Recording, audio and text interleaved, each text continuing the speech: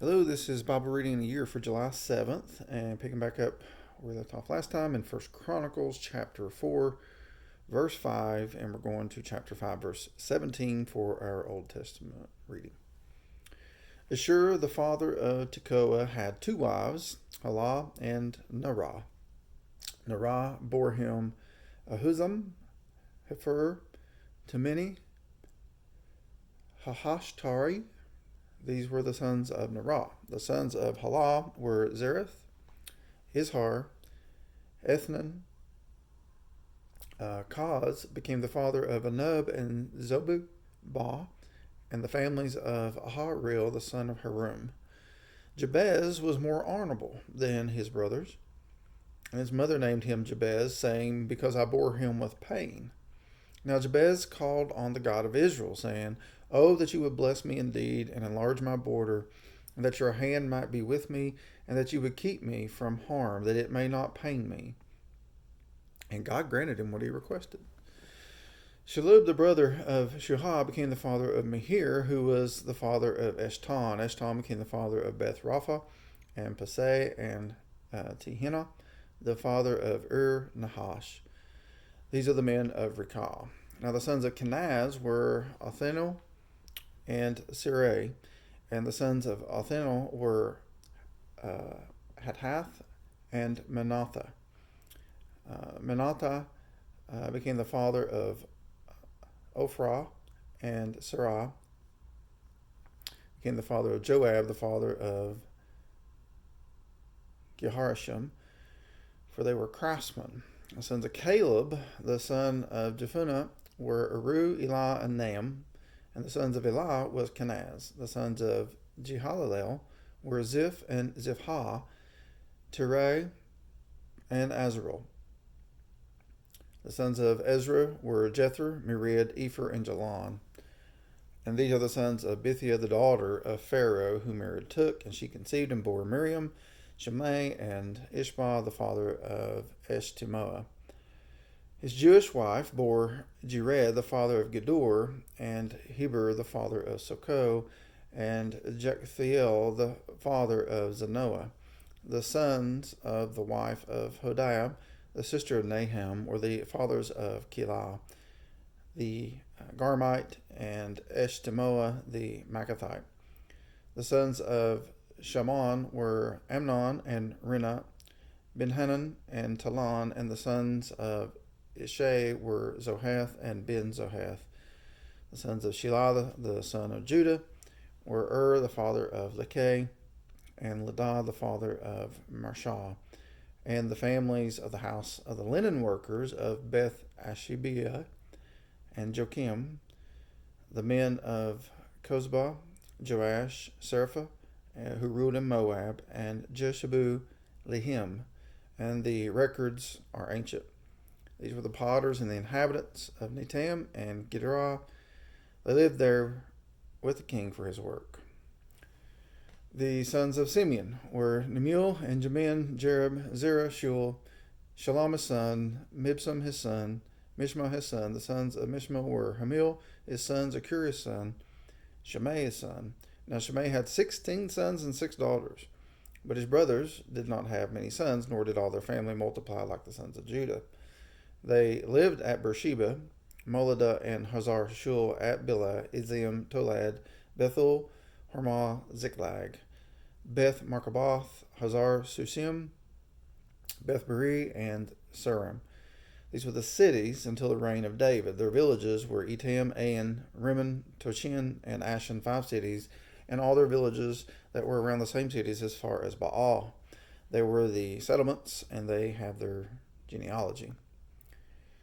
Meshobab and Jemlech and Joash the son of Amaziah and Joel and Jehu the son of Joshbiah, the son of Sarah, the son of Asiel, and Eloanai, Jacobah, Jeshohiah, Isahiah, Adil, Jesamiel, Benaiah, Zizah, the sons of Shaphat, the son of Elon, the son of Jedediah, the son of Shamrai, the son of Shemaiah.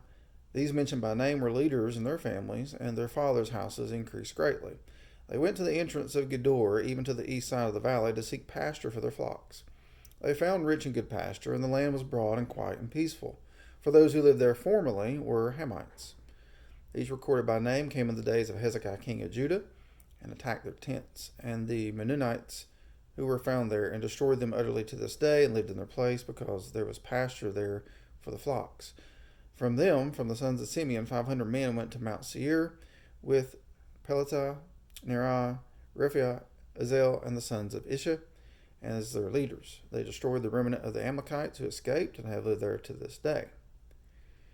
Chapter 5. Now the sons of Reuben, the firstborn of Israel, for he was the firstborn, but because he defiled his father's bed, his birthright was given to the sons of Joseph, the sons of Israel, so they might not be enrolled in the genealogy according to their birthright. Though Judah prevailed over his brothers, and from him came the leader, yet the birthright belonged to Joseph. The sons of Reuben, the firstborn of Israel, were Hanok and Peluh, Hezron and Carmah. The sons of Joel were Shemaiah his son, Gog his son, Shemaiah his son, Micah his son, Reah his son, Baal his son, Berah his son, whom Tilgath-Pilneser, king of Assyria, carried away into exile. He was the leader of the Reubenites. His kinsmen, by their families and the genealogy of their generations, were Jeiel the chief, then Zechariah, and Bela the son of Azaz, the son of Shema, the son of Joel, who lived in Auror, even to Nebo and Baal-Meon. To the east he settled as far as the entrance of the wilderness from the river Euphrates, because their cattle had increased in the land of Gilead. In the days of Saul they made war with the Hagrites, who fell by their hand, so that they occupied their tents throughout all the land east of Gilead. Now the sons of Gad lived opposite them in the land of Bashan as far as Sakah. Joel was the chief, and Shepham the second, then Janiah and Shaphat and Bashan. Their kinsmen and of their fathers' households were Michael, Meshullam, Sheba, Jorai, Jachan, Zia, Eber, 7. These were the sons of Habahel, the sons of Huri, the sons of Jehoram, the son of Gilead, the son of Michael, the son of Jeshiah, the son of Jehodah, the son of Buz, Ahai, the son of Abedel, the son of Genui, was head of their fathers' households. They lived in Gilead and Bashan and its towns, and all the pasture lands of Sharon, and as far as the borders. All these were enrolled in the genealogies in the days of Jotham, king of Judah, and in the days of Jeroboam, king of Israel. New Testament readings, Acts 25. This is Paul before Festus. Festus then, having arrived in the province 3 days later, went up to Jerusalem from Caesarea, and the chief priests and the leading men of the Jews brought charges against Paul. And they were urging him, requesting a concession against Paul, that he might have him brought to Jerusalem, at the same time setting an ambush to kill him on the way. Festus then answered that Paul was being kept in custody at Caesarea, and that he himself was about to leave shortly. Therefore, he said, let the influential men among you go there with me, and if there is anything wrong about the man, let them prosecute him. After he had spent not more than 8 or 10 days among them, he went down to Caesarea, and on the next day he took his seat on the tribunal and ordered Paul to be brought. After Paul arrived, the Jews who had come down from Jerusalem stood around him, bringing many and serious charges against him, which they could not prove. While Paul said in his own defense, I have committed no offense, either against the law of the Jews or against the temple or against Caesar. But Festus, wishing to do the Jews a favor, answered Paul and said, are you willing to go up to Jerusalem and stand trial before me on these charges? But Paul said, I'm standing before Caesar's tribunal, where I ought to be tried. I've done no wrong to the Jews, and you also very well know. If then I am a wrongdoer, and have committed anything worthy of death, I do not refuse to die. But if none of those things is true, of which these men accuse me, no one can hand me over to them. I appeal to Caesar. Then when Festus had conferred with his council, he answered, you have appealed to Caesar you shall go. Now when several days had elapsed, King Agrippa and Bernice arrived at Caesarea and paid their respects to Festus. While they were there spending many days there, Festus laid Paul's case before the king, saying, there is a man who was left as a prisoner by Felix. And when I was at Jerusalem, the chief priests and the elders of the Jews brought charges against him, asking for a sentence of condemnation against him. I answered them that it was not the custom of the Romans to hand over any man before the accused meets his accusers face to face and has an opportunity to make his defense against the charges. So after they had assembled here, I did not delay, but on the next day took my seat on the tribunal and ordered the man to be brought before me. When the accusers stood up, they began bringing charges against him Not of such crimes as I was expecting, but they simply had some points of disagreement with him about their own religion and about a dead man, Jesus, whom Paul asserted to be alive. Being at a loss how to investigate such matters, I asked whether he was willing to go to Jerusalem and there stand trial on these matters. But when Paul appealed to be held in custody for the emperor's decision, I ordered him to be kept in custody until I sent him to Caesar. Then Agrippa said to Festus, I also would like to hear the man myself. Tomorrow, he said, you shall hear him. So on the next day, when Agrippa came together with Bernice amid great pomp and entered the auditorium, accompanied by the commanders and the prominent men of the city at the command of Festus, Paul was brought in. Festus said, King Agrippa, and all you gentlemen here present with us, you see this man, about whom all the people of Jews appealed to me, both at Jerusalem and here, loudly declaring that he ought not to live any longer. But I found that he had committed nothing worthy of death, and since he himself appealed to the emperor, I decided to send him. Yet I have nothing definite about him to write to my lord. Therefore I have brought him before you all, and especially before you, King Agrippa, so that after the investigation has taken place, I may have something to write. For it seems absurd to me in sending a prisoner not to indicate also the charges against him. Psalm 5. Give ear to my words, O Lord. Consider my groaning. Heed the sound of my cry for help, my King and my God. For to you I pray. In the morning, O Lord, you will hear my voice. In the morning I will order my prayer to you and eagerly watch. For you are not a God who takes pleasure in wickedness, nor evil dwells with you. The boastful shall not stand before your eyes. You hate all who do iniquity.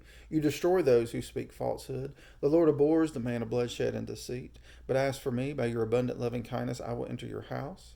At your holy temple I will bow in reverence for you. O Lord, lead me in your righteousness because of my foes. Make your way straight before me. There is nothing reliable in what they say. Their inward part is destruction itself. Their throat is an open grave. They flatter with their tongue. Hold them guilty, O God. By their own devices, let them fall. In the multitude of their transgressions, thrust them out, for they are rebellious against you. But let all who take refuge in you be glad. Let them ever sing for joy, and may you shelter them, that those who love your name may exult in you. For it is you who blesses the righteous man, O Lord. You surround him with favor as with a shield. Proverbs 18:19. A brother offended is harder to be won than a strong city, and contentions are like the bars of a citadel. Amen. Word of God for the people of God. This is Bible Reading in a Year for July 7th, and Lord willing, I'll see you next time. Have a blessed day.